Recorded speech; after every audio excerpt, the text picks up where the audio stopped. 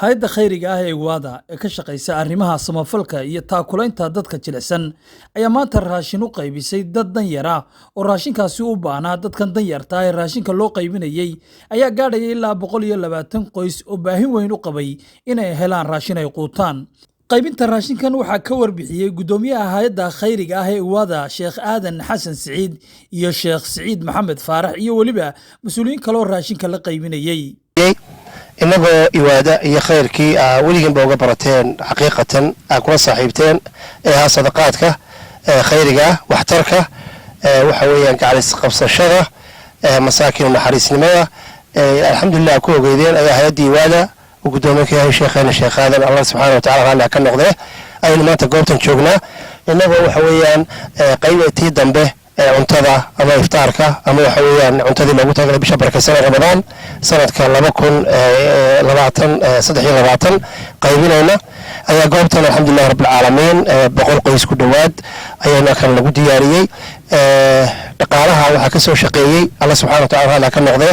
inama walaalaha oo walaalaheena oo islaama oo jaaliyada degan dalka Faransiiska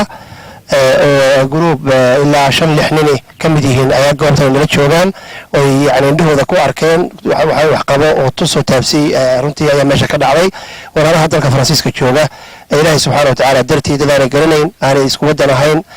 isku luqad ahayn isku kalar ahayn diinta iyo islaamnimada ka dhaxayso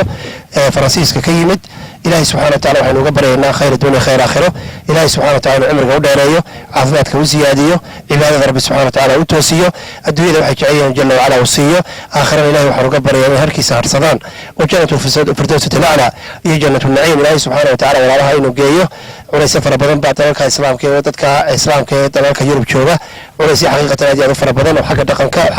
حق دين تا وليس بدن بصارن إلى وليس كقاضي إلى وليس كل ذاك قاضي والمراد كذا معصير هين إلى سبحانه وتعالى قاعد من الله قديمه صدقات يسبحينا صدقة مقبولة وإلى سبحانه وتعالى كاقبله وكبعيه وبركايه ودوي آخر وتصو إلى سبحانه وتعالى قديمه وعلى هذا يوادا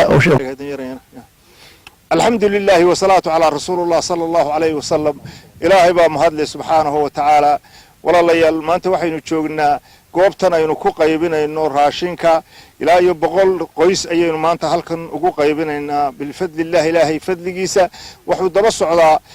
راشينكي أينو قيبنا إن إلهي رمضان هرتيد رمضان جده هدي إمن كنا كيبا الصعدة وانو صعنا يا وبريء مالمها صوص صعدة ساس وكلا يانو ميلف رمضان أقو قيبنا دونا مركو جوه الرئيس إلهي با مهدل إنه مقرن ساي إنه قلادين إنه أرنتن فلينو مرلبات كنا ولا ليه إن فرنسا إنه جاي ميشان نبى فرنسا كي يمي وهوشان كسو قيب قلي hore ina ugu qaysoo qayb gaday iminkana ku guda jira oo ina wiig muddo inala joogi doono hawlo fara badan inala fulin doona waxaan leenahay ilaahay miisaanka xasanaadka iyagana ha ugu daro cid wal oo ka qayb qaadatay ma garanaysaa iwaada hawlahan ay wadona waxaan leenahay ilaahay haydin barakeeyo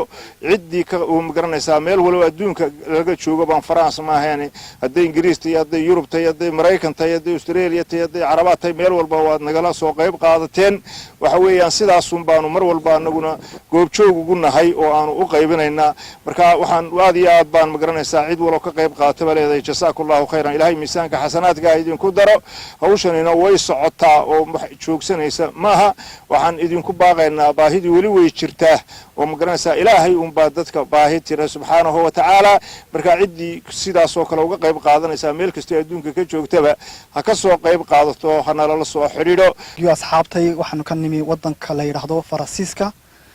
ما شاء الله waxaanu sameynay project ayaanu sameynay aniga asxaabtay waxaanu bilownay bishii Ramadaan sababtan projectka aan u bilaabnay waxaan aragnay dhibaatada taala wadanka abaaraha marka wax su'aal waxaan is weydiinay sidaan dadkeena u anfaci karnaa marka waxaanu sameyn dhowr project ayaan sameynay waxaanu sameynay ceelo cuntadana maanta aanu qaybinayno projectkii ayaanu sameynay